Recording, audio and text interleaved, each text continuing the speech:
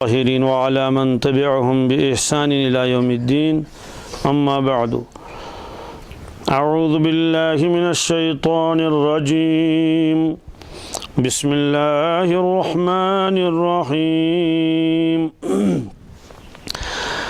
الذين يؤمنون بالغيب ويقيمون الصلاة ومما رزقناهم ينفقون. یہ سورہ بقرہ کی تیسری آیت ہے، تیسری آیت ہے. اس میں متقین کے صفات اللہ تبارک تعالیٰ بیان فرماتے ہیں. ان کی ایک صفت یہ ہے کہ وہ غیب پر ایمان رکھتے ہیں. دوسری صفت ہے وَيُقِيمُونَ الصَّلَاةَ، اور وہ نماز کو قائم رکھتے ہیں، تو نماز کو پابندی کے ساتھ پڑھتے ہیں. یہ جو یقیمون کا لفظ آیا، اس کے بارے میں تو کچھ باتیں آئی گئیں. صاحب جلالین نے فرمایا یقیمون کے اندر فرمایا کہ وہ لوگ یاتون بہا، کیا بحقوقہا، نماز کے جتنے بھی حقوق ہیں ان تمام حقوق کے ساتھ اس کو ادا کرتے ہیں. اب یقیمون کے کیا معنی آتے ہیں؟ ایک تو ہے سرسری نماز پڑھ لینا، اس کے بارے میں تو تفصیل آ گئی. وہ روایت بھی اس سے پہلے آ گئی کہ اللہ کے نبی صلی اللہ علیہ وسلم مسجد نبوی میں تشریف رکھتے تھے. صحابہ کرام کی ایک جماعت بھی تھی. ایک شخص آئے اور انہوں نے مسجد کے ایک طرف کو نماز پڑھ لی، پھر رسول اللہ صلی اللہ علیہ وسلم کی خدمت میں آ کر بیٹھ گئے. سلام پہلے عرض کی، اس کے بعد بیٹھ گئے مجلس میں. آپ نے فرمایا قم، کھڑے ہو جاؤ، فصلی، جاؤ نماز پڑھ لو. فإنک لم تصلی، اس لیے کہ تم نے نماز نہیں پڑھی. وہ صاحب گئے اور نماز پڑھ لی دوبارہ، پھر آ کے بیٹھے. سلام عرض کرنے کے بعد آپ نے پھر فرمایا قم فصلی. ایک روایت میں ارجع، واپس جا نماز پڑھ، اس لیے کہ تم نے نماز پڑھی ہی نہیں. 3 مرتبہ ایسا ہوا. تو جب تیسری مرتبہ آپ نے اس کو پھر فرمایا کہ جاؤ نماز پڑھ لو، انہوں نے کہا حضرت مجھے تو ایسی نماز پڑھنی آتی ہے، اس سے زیادہ تو مجھے نماز پڑھنی نہیں آتی ہے، اپنے اعتبار سے تو میں نے ٹھیک پڑھ لی. پھر آپ نے ان کو نماز دکھائی، اس طرح سے نماز پڑھ لیتے ہیں، اس طرح سے قیام کرنا، رکوع کر لینا. وہ روایت میں نے آپ کو سنائی بھی تھی الفاظ کے ساتھ. بخاری شریف میں وہ روایت 2 جگہ ہے. تو گویا کہ آپ نے اس کو فرمایا آپ نے نماز نہیں پڑھی. اس میں یہی ہے کہ تعدیل ارکان اس نماز میں نہیں تھا، یعنی تم نماز جلدی جلدی قیام، رکوع، سجود یم کرن ٹھیک پٲٹھۍ کینٛہہ. اس لیے فرمووس کہ ژٕ گژھ واپس، ژٕ پرنو نماز، ژٕ دہراو نماز، پتہٕ ہیٚچھنووُکھ سُہ. اس لیے فرمووُکھ کہ یقیمون الصلاة، اتھ چھُ اکھ معنی تعدیل ارکان. تعدیل ارکان معنی گوٚو ارکان برابر کرٕنۍ، قیام، رکوع، سجود. أکِس حدیث پاکس منٛز فرمو رسول پاک صلی اللہ علیہ وسلم، ؤنِو سا ساروی کھۄتہٕ بدتریٖن ژوٗر کُس؟ عرض کوٚرُکھ حضرت بدتریٖن ژوٗر؟ حضرت اَسہِ چھَنہٕ پتہ کینٛہہ ژوٗر چھِ اَسہِ یِتھ کٲٹھۍ پتہ کہ ژوٗر گوٚو یُس کانٛہہ ژوٗر کرِ. فرمووُکھ ساروی کھۄتہٕ بدتریٖن ژوٗر گوٚو یُس نمازِ منٛز ژوٗر کرِ. کتھ منٛز؟ صحابہ کرامو کوٚر عرض یا رسول اللہ صلی اللہ علیہ وسلم، نمازِ منٛز کِتھ کٲٹھۍ کرِ ژوٗر اِنسان؟ پننہِ نمازِ کِتھ کٲٹھۍ کرِ ژوٗر؟ ژوٗر چھُ نا اِنسان بیٚیِس کران کانٛہہ چیٖز اوٚنُن ژوٗرِ، تہٕ نمازِ منٛز کِتھ کٲٹھۍ کرِ ژوٗر؟ فرمووُکھ نمازِ ہٕنٛز ژوٗر گٔے یِہے کہ رکوع سجدٕ کوٚرُن نہٕ برابر کینٛہہ. تو حدیث پاک میں اس کو کیا کہا گیا؟ یہ نماز کا چور ہے، نماز میں چوری اس نے کی. تو یہ فرمایا یقیمون الصلاة، یصلون کا لفظ نہیں آیا. تو یہ یقیمون، اقام، یقیم، اقامتاً کے معنی آتے ہیں کسی چیز کو کھڑا کرنا. اسی لیے جب ہم نماز پڑھ لیتے ہیں تو نماز شروع کرنے سے پہلے مؤذن وہ کلمات دہراتا ہے جو اس نے اذان میں کہے ہیں. اللہ اکبر، اللہ اکبر، اللہ اکبر، اللہ اکبر، اشہد ان لا الہ الا اللہ، اشہد ان لا الہ الا اللہ. وہ دہراتا ہے ان الفاظ کو، اس کو بھی اقامت کہتے ہیں. اس کا مطلب کہ اب تو نماز کھڑی ہو گیا، اب تو نماز. جی اہل عرب کہتے ہیں اقام العودہ، فلاں شخص نے گری ہوئی لکڑی کو کھڑا کر دیا. यानी लकड़ी गिर गई थी या लकड़ी टेढ़ी हो गई थी, उसने उसको क्या कर लिया, दुरुस्त कर लिया। अकाम युकीम इकामतन, ज़ाविया कायमा इसी से है, राइट एंगल जिसे कहते हैं, कि वो न इधर को होता है न इधर को होता है, उसका बराबर होना ज़रूरी है। अगर वो बराबर नहीं होगा तो उसको ज़ाविया कायमा नहीं कहेगा, 90 दर्जे का उसको नहीं कहा जाएगा। जाहिर सी बात, अगर इधर को होगा तो 90 से कम होगा। तो वो लोग उस वक़्त कहते हैं अकामुल औद, कि फ़लाँ शख्स ने लकड़ी को ठीक कर लिया, जब वो टेढ़ी हो गई थी उसने उसको दुरुस्त कर लिया, उसको उसने बराबर कर लिया। सरौ का दरख्त जब तक खड़ा रहता है हसीन व जमील लगता है, लेकिन जब वो गिर जाता है, दरख्त तो वही होता है लेकिन उसके हुस्न जमाल में बहुत कमी आती है। परचून से हसीन व जमील रोज़न के इससे मालूम हुआ कि आदमी जब नमाज को पढ़ लेता है तो ये उसको हुस्न जमाल के साथ अदा कर ले, पूरी तरह से क़याम कर ले, पूरी तरह से बेहतरीन सा रुकू कर ले, अच्छी तरह सजदा कर ले। इसीलिए एक सजदा किया फ़ौरन दूसरा सजदा किया। हदीस पाक में फरमाया ये तो बिल्कुल ऐसा है जैसे कौवा या कोई और जानवर किसी मुर्दार जानवर के ऊपर बैठे खाने के लिए, इतकट का या सुब गिरद छीवन सुच बेवन पर मकरिस पेट, तो वो क्या करता है, वो यूं एक ठोंग मारी उसने, एक चोंच मारी और फिर ज़रा सा सर उठा के फिर वहीं से यूं कर लिया। सुचन ज़्यादा थो तुलन सुची थे इतनी प्यों तुलन को रुन्नोई कर देंगे। तो फरमाया तो ये तो कौवे की तरह ठोंगे मार रहा है कि अभी एक रुक सजदा किया और ज़रा सा सर उठा के वहीं यूं कर लिया, तो इसका तो सजदा ही अदा नहीं हुआ। इसलिए कि सजदे तो दो करने हैं, ये तो दो कहाँ हुई, और एक सजदे के बाद तो अच्छी तरह बैठना ज़रूरी है। तो जिसको जलसा कहते हैं फिर दूसरा सजदा कर लेगा। तो बहरहाल तो उसके लिए दुआ भी है, अल्लाह मगफिरली वरहमनी वहदनी वाफ़नी वरज़ुक़नी वस्तुरनी वजबुरनी, ये किताबों में ये दुआ लिखी है। हज़रत अल्लामा कश्मीरी अलैहिर्रहमह फरमाते थे लोगों को याद कराओ ये दुआ। अगरचे ये फ़र्ज़ नहीं है, ये दुआ पढ़ लेना वाजिब नहीं है, लेकिन ज़ाहिर सी बात है कि जब ये दुआ पढ़ लेगा तो किसी कदर फिर वो ठहराव कर लेगा। न तो इतनी आग सजदे करन इतनी करन आग सजदे पूर चुन थोती वतन कहीं जनित मानित अगर कहीं इतकट कर फिर तो उसकी नमाज ही नहीं होगी, जानबूझकर कोई करेगा। भूले से कहेगा तो तब भी तो नमाज नाक़िस हो गई, बाज़ मरतबा तो नमाज ही अदा नहीं होती है। तो इसलिए एक है युकीमून का एक मतलब है तादिल अरकान, क्या जी, अरकान को अच्छी तरह अदा करना। इसी तरह से जब सजदे में जाएगा तो जो मसनून तरीका है उस तरह से सजदा करना चाहिए। ये कोहनियाँ जो है ये ज़मीन से अलहदा रहनी चाहिए। ज़मीन पेट गसन नगसिन तत् फरमो कित हून बेहवन कुन जाए पे दशवे ब्रोट में तुम जंग थावन कत ज़मीन सत इत मसा थो क्या बल्कि थो क्या इनको खड़ा रखना है, कोहनियों को उससे अलहदा रखना है ज़मीन से।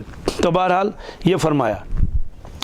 तो युकीमून का दूसरा मतलब जो लिखा है शारहीन ने वो मुवाज़बत, क्या मुवाज़बत के माने आते हैं पाबंदी, हमेशगी और रग़बत।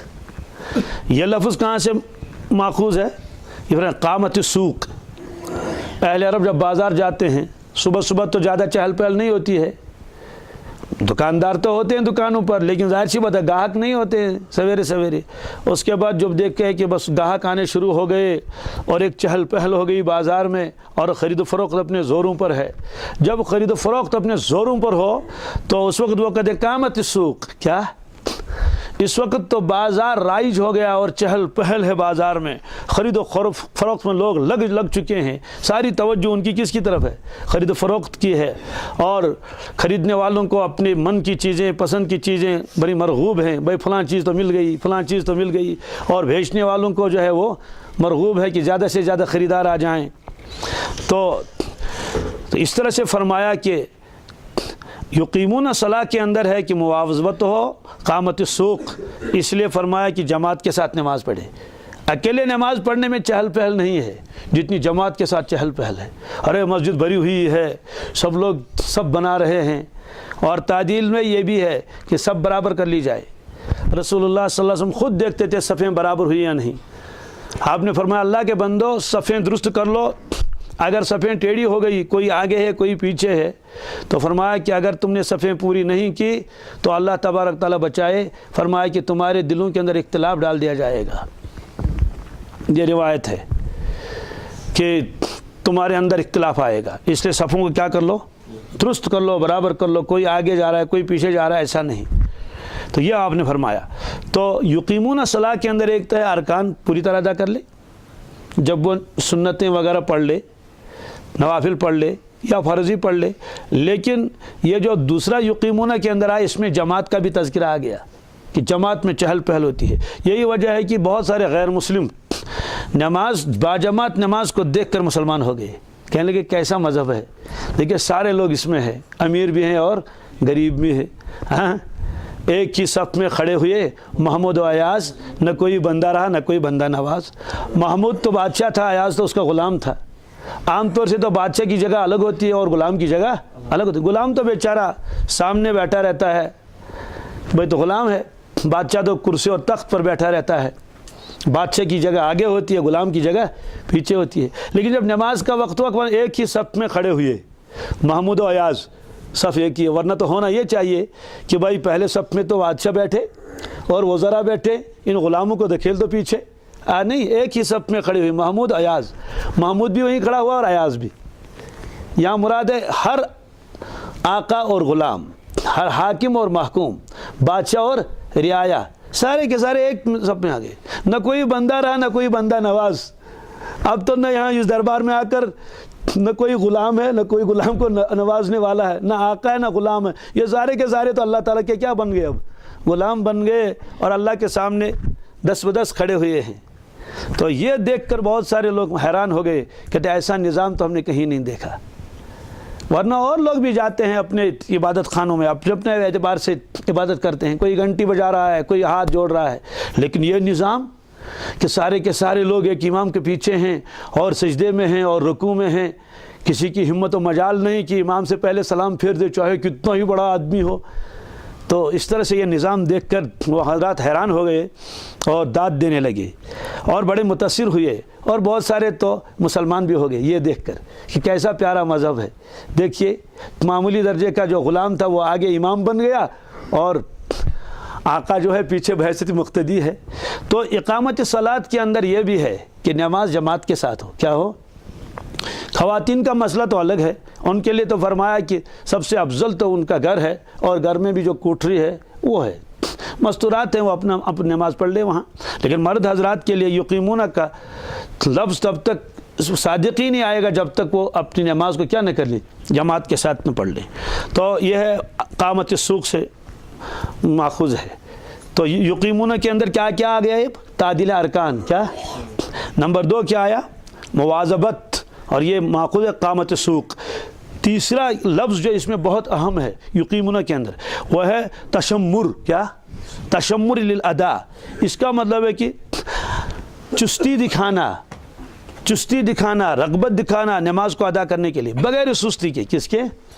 بغیر سستی کے۔ نماز کا وقت آیا بس چست ہو گئے، فوراً سارے کام چھوڑ دیے، وضو بنا کے اللہ اکبر، ایک چستی دکھائی۔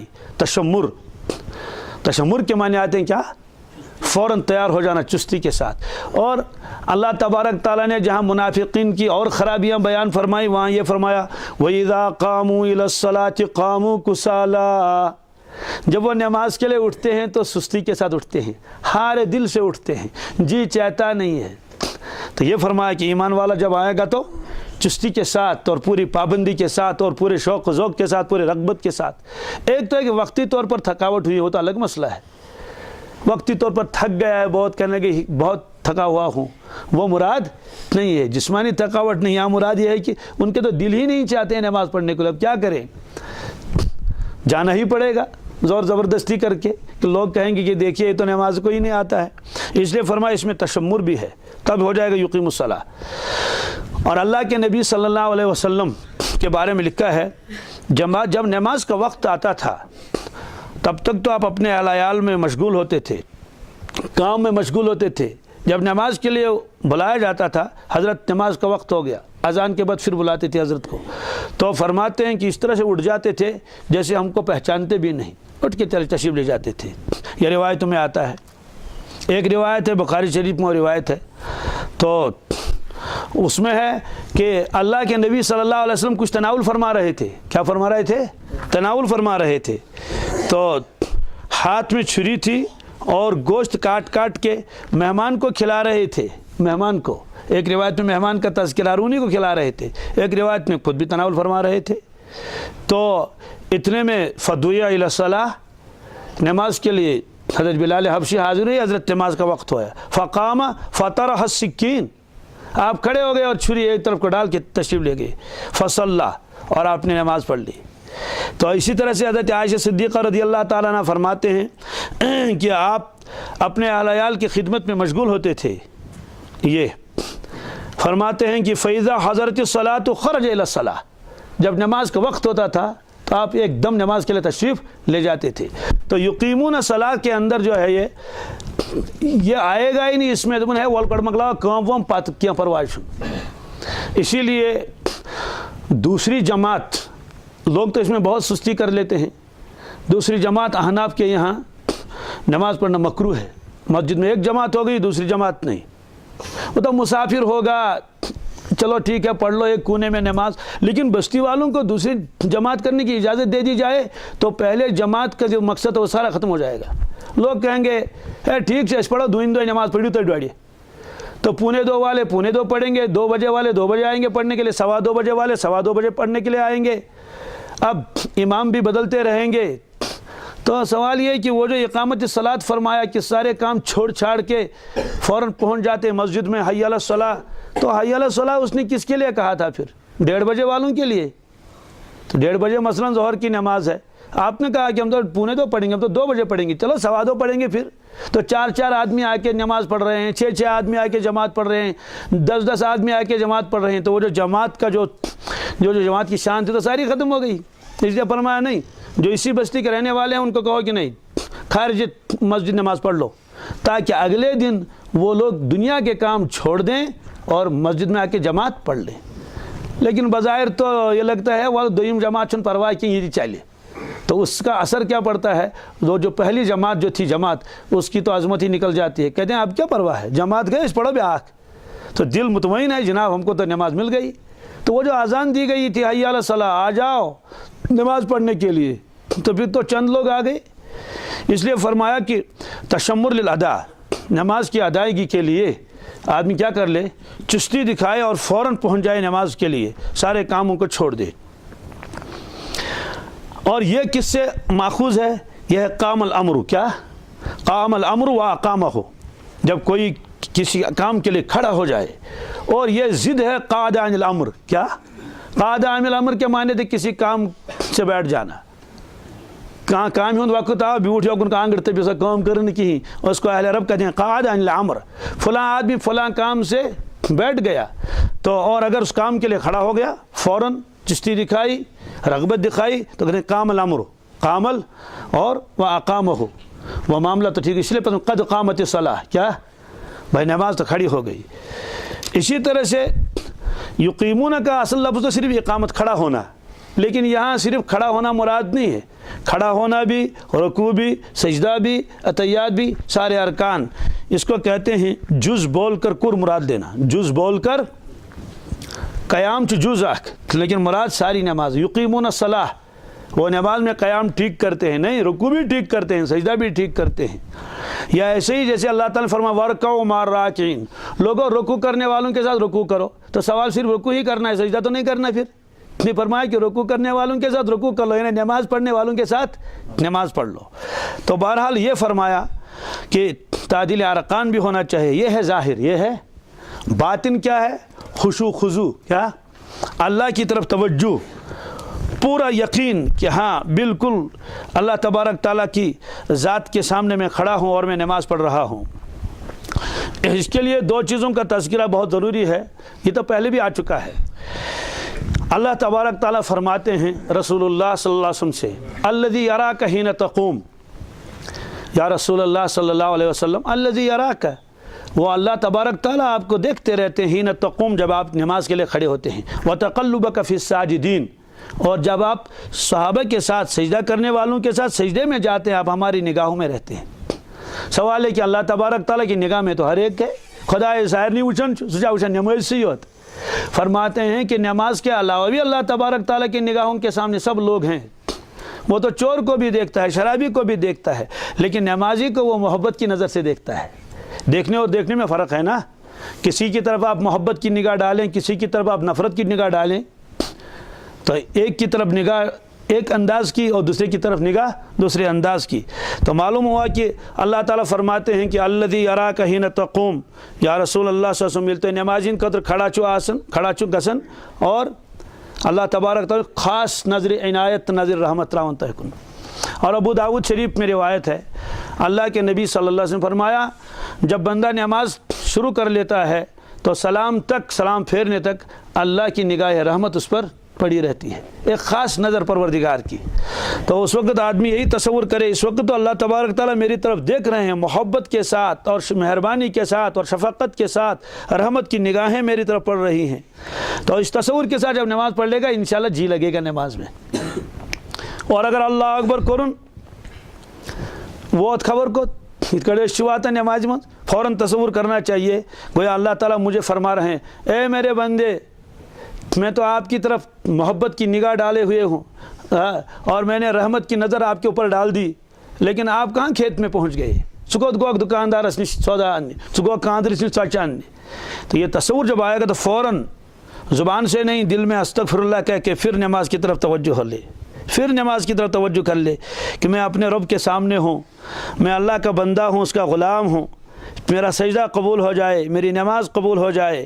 تو اس تصور کے ساتھ جب نماز پڑھ لے گا تو معلوم یہ ہوا کہ یہ یقیمون الصلاۃ کے اندر یہ آ گیا یہ شخص بھی۔ اسی لیے بعض حضرات نے فرمایا کہ اگر نماز میں خشوع خضوع نہیں ہے، نماز تو ہے یہ لیکن وہ نماز نہیں، ان الصلاۃ تنہی عن الفحشاء والمنکر۔ اسی لیے قرآن پاک میں جہاں یہ ہے فویل للمصلین، تباہی اور بربادی ہو ان نمازیوں کے لیے الذین هم عن صلاتهم ساہون، جو اپنی نماز سے بے خبر ہیں۔ تو بے خبر ہونے کا ایک مطلب تو یہ کہ سجن نماز بھی پڑھن مکلیو کو صحیح بیاک مانے کو تمشان پاتی فجر نماز کچھ بچو، کھپتن کچھ بچو، پیشن کچ بچو، پڑھن پر شامز بھائی اکوٹے چور وقت، یہ بھی اس میں آتا ہے۔ بعض حضرات نے فرمایا کہ جو آدمی نماز کا تو پابند ہے لیکن اس کو یہ معلوم ہی نہیں کہ میں نے خود کیا پڑھا، علم ترا پڑھما کہ نا لیلا پڑھم، یہ بھی معلوم نہیں، نہ یہ معلوم ہے کہ امام نے کون سی صورت پڑھ لی، حالانکہ امام زور سے قرات کر رہا تھا، اور کہیں دھیان ہے، بس اتنا دھیان ہے کہ اللہ اکبر کر لیا اور امام پھر سلام امتی پھر سلام، بس آٹومیٹک رکوع اور سجدہ کرتا رہا۔ بعض لوگوں نے فرمایا یہ بھی تو اسی میں آ گیا کہ یہ بھی تو نماز سے غافل ہے، نماز تو اللہ کی یاد ہے، اور یہ اللہ کی یاد میں تھا کہاں؟ اقیم الصلاۃ لذکری، اللہ تعالیٰ فرماتے ہیں میری یاد کے لیے نماز کو کیا کر لو، قائم کر لو۔ تو بعض حضرات نے اس کو بھی اس میں داخل کر لیا، تو پھر آپ کہیں گے پھر تو نہ پڑھنے والا ہو اور یہ دونوں برابر ہیں، ہرگز نہیں، نہ پڑھنے والا تو گناہگار ہے، فقط کفر کا لفظ آیا ہے من ترک الصلاۃ متعمدا، لیکن اس کی نماز کامل نہیں ہے، توجہ نہیں ہے۔ معلوم ہے کہ نماز کے اندر کیا ہونی چاہیے، توجہ بھی ہونی چاہیے، بس سلام پھیر کے سارے خیالات جتنے بھی سوچنے وہ سوچ لو، مگر عجیب معاملہ اللہ اکبر کرن تو ساری چیز یاد پہ سلام پھر سوری گژھن مشت۔ وہ حدیث میں ہے کہ جب آدمی نماز شروع کر لیتا ہے تو ابلیس اس کے کان میں آتا ہے، کس میں؟ کان میں آتا، کان کے پاس آتا ہے، کہتا ہے اذکر قضا، فلان چیز یاد ہی، فلان چیز یاد ہی، اگر کیا پایس نہیں یاد تو پایس نماز میں یاد دپنا نبرکن سکوٹر سے کیا باش نمت کنش۔ اب وہ نماز بھی پڑھ رہا ہے اور ساری توجہ اس کی طرف ہے، اسکوٹر کی طرف ہے کہ سکوز نہ نمت کنش۔ اگر سکوٹر آس ست کہین تو دپس آج نی بوٹ، آج نی تو ادل بدل گی ژے تھومت ہر کھانا وچ تو ژے تھوت نبر کن سہ غلطی کیا بہ گئی۔ اب جب سلام پھیر دیا تو بس ٹینشن ختم۔ تو یہ ہے، تو شیطان اس وقت آتا ہے نماز خراب کرنے کے لیے، کہتے ہیں اذکر قضا، فلان چیز یاد ہی، فلان چیز یاد ہی۔ اس سے پہلے تو کچھ بھی یاد نہیں تھا، نماز میں سب آگے یاد آ گیا۔ اس لیے فرمایا کہ جب نمازی نماز پڑھ لے پوری توجہ اور یقین کے ساتھ نماز پڑھ لے، پوری توجہ اور یقین کے ساتھ، یہی تو میری زندگی کا مقصد ہے، میں اپنے رب کے سامنے ہوں، جتنے خیالات آئیں ان کو بتا دینے کے بعد میں آ جانا، پت پہنی ہو۔ اور جو اللہ تعالیٰ کے خاص بندے ہیں جیسے مثلا رسول اللہ صلی اللہ علیہ وسلم، انبیاء علیہ الصلوۃ والسلام، صحابہ کرام اور اہل اللہ، وہ جب نماز شروع کر لیتے ہیں تو ایک خاص تعلق ان کا اللہ کے ساتھ ہوتا ہے۔ اسی لیے نماز جب آپ شروع کر لیں گے تو پابندیاں بہت لگتی ہیں، طواف میں اتنی پابندیاں نہیں، اس کو غور سے سن لو۔ طواف میں اس پابندی کے طواف کے دوران آپ بات بھی کر سکتے ہیں، پیاس لگے تو آپ پی بھی سکتے ہیں، تھکاوٹ آ گئی تو آپ 4 چکر لگا کے بیٹھ بھی سکتے ہیں، تھوڑا سا آرام کر کے پھر آپ پورا کر لیں اس کو، سلام کا جواب بھی دے سکتے ہیں۔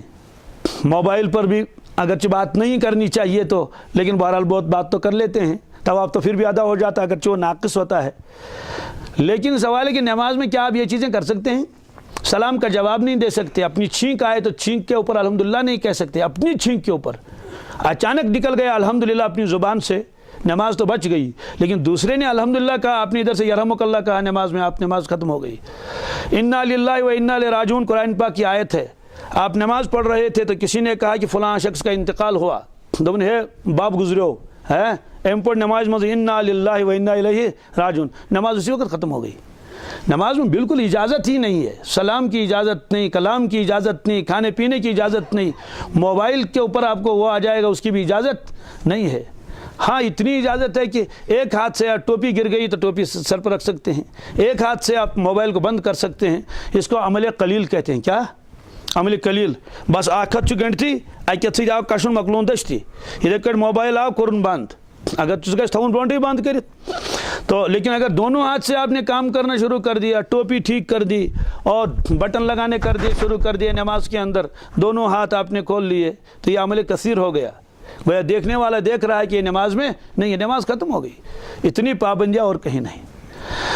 تو یہ بالکل ایسا ہی ہے جیسے آپ مشغول ہیں فون پر، تو ادھر سے اور ایک فون آ گیا تو وہ کمپیوٹر والا اس کو کہتا ہے کہ یہ ابھی دوسری کال پر مشغول ہیں، آپ تھوڑی دیر کے بعد ٹرائی کر لیں، یا کیا کیا کہتا ہے وہ کمپیوٹر والا، تو سوچ ونان یہ ونکس مشغول تائیں روزک نہیں۔ ایسے جب بندہ نماز پڑھ لیتا ہے، کوئی آ کے آدمی سلام کرنے لگا، فرشتے کہتے ہیں رہنے دو ابھی رک جاؤ، یہ مشغول ہیں۔ یہ کس کے ساتھ مشغول ہیں؟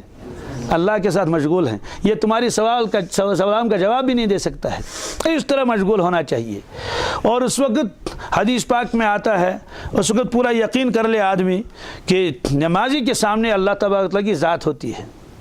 یہ تو اب نیا مسئلہ آیا ہے، اللہ تعالیٰ کہاں ہے، وہ یہاں نہیں ہے، وہ عرش پر ہے، یہاں پھر ہم سجدہ کس کو کر لیتے ہیں؟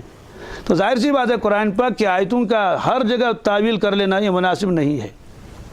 اب دیکھیے یہ بخاری شریف ہے، یہ جلد اول بھی ہے، جلد ثانی بھی میرے پاس دونوں ہے، تو دونوں جلد اول میں بھی اور جلد ثانی میں بھی یہ بخاری شریف ہے، دونوں جگہ یہ روایت ہے، اور میرے خیال میں 5-7 جگہ یہ روایت ہے، 3-4 جگہیں تو میں نے ابھی نشان رکھ دی ہیں یہاں دیکھ لیجئے۔ یہ باب ہے باب حق البزاق بالید من المسجد، اس کا ترجمہ ہے کہ مسجد میں اگر تھوک لگا ہوا ہو تو اس کو صاف کر دینا، خرش دینا۔ یہ روایت ہے انس بن مالک رضی اللہ تعالیٰ عنہ سے، فرماتے ہیں کہ رسول اللہ صلی اللہ علیہ وسلم نے قبلے کی دیوار کی طرف بلغم دیکھا، یعنی وہ اللہ علم کس طرح سے دیوار کے اوپر تھوک دیکھی آپ نے، آپ زبردست ناراض ہو گئے، ناگوار گزرا آپ کو، یہ ناگواری آپ کے چہرے مبارک پر دکھائی دینے لگی، اور پھر آپ اٹھے اور اپنے دست مبارک سے اس کو صاف فرمایا۔ پھر فرمایا کہ جب کوئی شخص نماز کے لیے کھڑا ہوتا ہے، فرمایا آؤ ان ربہ بینہ و بین القبلہ، یا یوں فرمایا اس کا رب اس کے اور قبلے کے درمیان ہوتا ہے، اس کا رب اس کے اور قبلے کے درمیان ہوتا ہے، اس لیے کوئی شخص نماز میں اپنے قبلے کی طرف نہ تھوکے، یا آپ نے منع فرمایا قبلے کی طرف تھوکنا۔ آگے روایت ہے، اس کو میں چھوڑ دیتا ہوں، یہ ایک روایت ہے، اور اس کے بعد پھر دوسری روایت ہے۔ یہ روایت ہے حضرت عبداللہ ابن عمر سے، پہلی تو انس بن مالک سے، فرماتے ہیں کہ رسول اللہ صلی اللہ علیہ وسلم قبلے کی دیوار پر تھوک دیکھا، یہ را بساطا فی جدار القبلہ فحکہ، آپ نے اس کو خرش ڈالا، صاف کیا، ثم اقبل علی الناس، پھر آپ لوگوں کی طرف متوجہ ہوئے، فقال اذا کان احدکم یصلی فلا یبصق قبل وجہہ، جب تم میں سے کوئی آدمی نماز پڑھ رہا ہو تو قبلے کی طرف نہ تھوکے، فإن اللہ سبحانہ قبل وجہہ اذا صلی، اس لیے اللہ تبارک تعالیٰ نمازی کے سامنے ہوتے ہیں جب وہ نماز پڑھ لیتا ہے۔ اس میں یہ نہیں فرمایا اللہ کا علم سامنے ہوتا ہے، اللہ کی قدرت سامنے ہوتی ہے، تو اللہ کی صاف فرمایا کہ اللہ کی ذات کس طرح ہوتی ہے ہمیں معلوم نہیں، لیکن اللہ کے نبی نے فرمایا، ورنہ ہم سجدہ کس کو کر لیتے ہیں؟ یہ تو ٹھیک ہے اللہ تعالیٰ عرش پر بھی ہے، قرآن پاک میں وہ عرش پر بھی ہے، قرآن پاک میں وہ آسمانوں میں بھی ہے، قرآن پاک میں بھی ہے کہ تم جہاں ہو وہ آپ کے ساتھ ہے، اینما کنتم فہو معکم، ما یکون من نجوا ثلاثۃ الا هو رابعهم، تو وہاں یہ کہنا صرف یہاں علم قدرت، اور اس روایت میں کیا کر لیں گے؟ آپ نے صاف فرمایا، ٹھیک ہے، یہ فرماتے بھائی یہ قبلہ ہے احترام کر لو، لیکن یہ فرمانے کی ضرورت کیا تھی؟ فإن اللہ سبحانہ قبل وجہہ اذا صلی، کہ اللہ تبارک تعالیٰ کی ذات نمازی کے سامنے ہوتی ہے جب وہ نماز پڑھ لیتا ہے، تو ورنہ ہم سجدہ کس کو کر